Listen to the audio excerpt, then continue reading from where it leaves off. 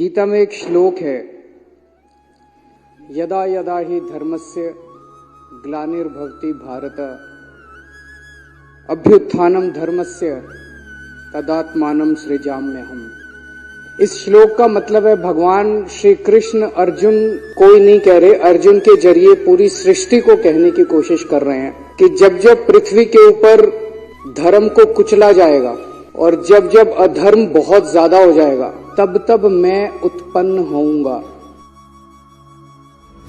ये कुछ उसी तरह की परिस्थिति है। चारों तरफ अधर्म का बोलबाला है, चारों तरफ इतना अधर्म हो गया है, इतना अधर्म हो गया है, चारों तरफ इतना अधर्म का बोलबाला है कि लोगों को लगने लगा है, आपस में चर्चा करने लगे हैं कि यार अब ईमानदारी से कोई फायदा नहीं है। खुलेआम एमएलए को खरीदा जा रहा है। हमारे एमएलए को 25-25 करोड़ रुपए ऑफर किए गए। एमएलए को खरीद के खुलेआम सरकारें गिराई जा रही हैं। आज हमारे किसान दिल्ली आना चाह रहे हैं, बताओ क्या कसूर है जी? दिल्ली तो कोई भी आ सकता है, दिल्ली तो देश की राजधानी है। किसानों को नहीं आने देते, ना उनकी फसलों का दाम। वो क्या मांग रहे हैं? वो कह रहे हैं कि हम जो फसल पैदा करते हैं हमें अपनी फसलों का पूरा दाम मिलना चाहिए। बिल्कुल मिलना चाहिए।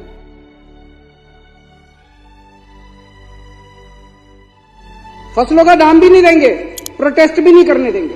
आज इस देश का युवा बेरोजगार है, उसको नौकरी देने के इनके पास कुछ नहीं है, दर दर की ठोकरें खा रहे।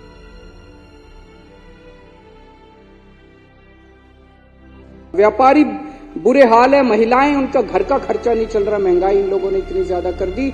और एक गरीब दिल्ली के अंदर हम देख रहे हैं कि झुग्गियां एक के बाद एक झुग्गियां तोड़ी जा रही है।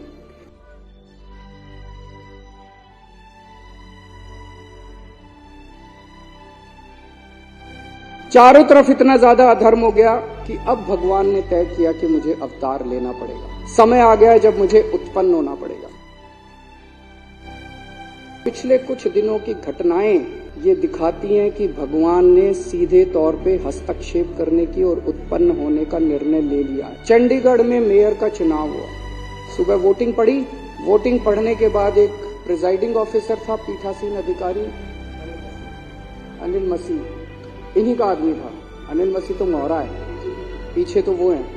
उस दिन इन लोगों ने तय किया कि आज उस हॉल के अंदर द्रौपदी का चीरहरण करेंगे।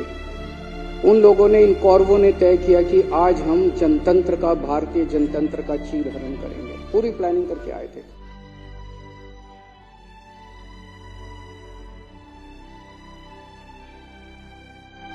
अब वहां पे श्री कृष्ण जी पहुंच गए द्रौपदी का चीरहरण रोकने के लिए। उस कमरे में दिखाई नहीं दिए किसी को दृश्य थे, लेकिन थे वहां पे। आप लोगों ने अगर वीडियो में देखा हो, वीडियो में वहां जितने बीजेपी वाले मौजूद थे सारे कह रहे हैं कैमरे ऑफ करो, कैमरे। देखे आपने वीडियो? सारे चिल्ला रहे हैं कैमरे ऑफ करो, कैमरे ऑफ करो। कैमरे ऑफ क्यों नहीं हुए? श्री कृष्ण जी वहां मौजूद थे, उन्होंने कैमरे ऑफ किए। इन्होंने पूरी कोशिश करी कैमरे ऑफ करने की। उस दिन कैमरे ऑफ नहीं हुए। ये कोई संयोग नहीं है, ये ऊपर वाले का इशारा है, ऊपर वाले का। लेकिन जो कुछ सुप्रीम कोर्ट के अंदर घटा उससे कुछ ज्यादा ही बड़ा था। ऐसे लगा जैसे उस सुप्रीम कोर्ट के अंदर भी कहीं ना कहीं श्री कृष्ण मौजूद थे। ऐसे लगा जैसे वहां सुप्रीम कोर्ट के अंदर भी भगवान मौजूद थे।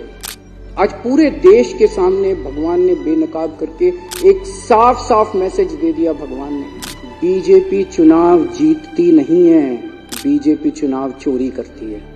जिन लोगों को लगता था बीजेपी हार नहीं सकती, भगवान ने दिखा दिया कि अगर चंडीगढ़ के मेयर का चुनाव हार सकती है तो बीजेपी देश का चुनाव भी हार सकती है। भगवान ने पूरे देश को एक कॉन्फिडेंस देने की कोशिश करी है कि हिम्मत मत हारो, खड़े हो। तुम लोग एक बहुत बड़े देश के निवासी हो। भारत के लोग एक बहुत बड़ी संस्कृति, हमारा कल्चर 3000-4000 साल पुराना है। डर के मत बैठो, खड़े हो। आप अपना कर्म करो, तुम लोग अपना कर्म करो। वोट डालने जाओ, आवाज उठाओ, प्रदर्शन करो, इनके खिलाफ खड़े हो। भगवान तुम्हारे साथ है। जैसे भगवान ने इनको बेनकाब किया चंडीगढ़ के चुनाव में, भगवान आने वाले समय में भी इनको बेनकाब करेगा और सत्य का साथ देगा। हताश होकर मत बैठो। ये धर्म और अधर्म की लड़ाई है, ये पाप और पुण्य की लड़ाई है।